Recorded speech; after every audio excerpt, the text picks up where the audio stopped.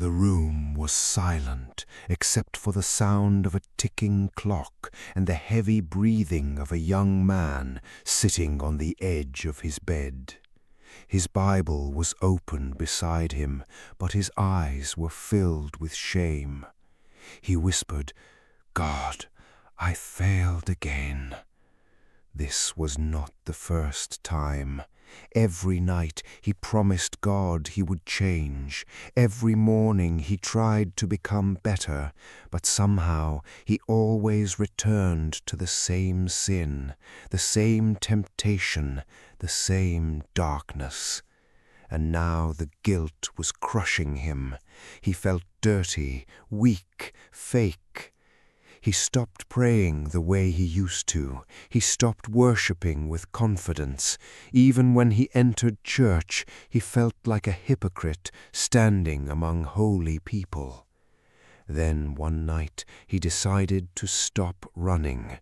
He opened his Bible with trembling hands and read these words, "My grace is sufficient for you, for my power is made perfect in weakness."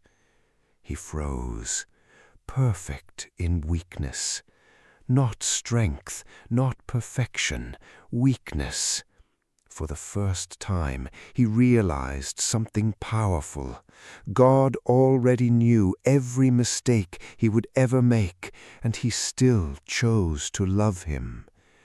Tears filled his eyes.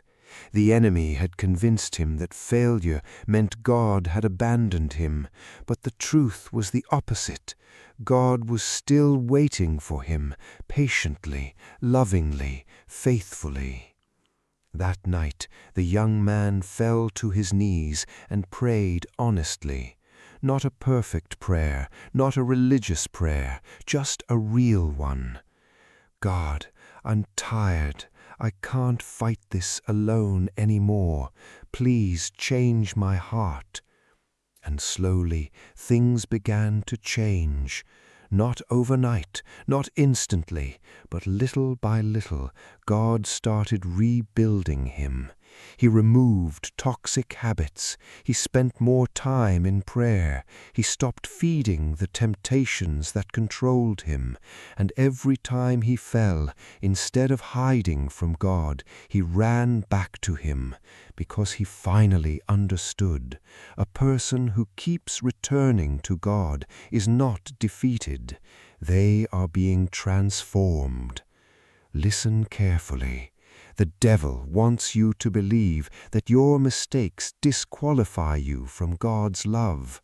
But Jesus did not die for perfect people.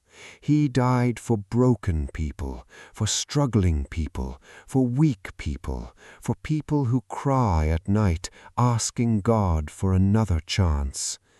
Maybe that person is you. If you feel far from God today, remember this. Shame says, hide from God. Grace says, run to Him.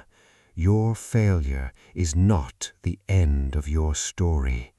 God is still writing it.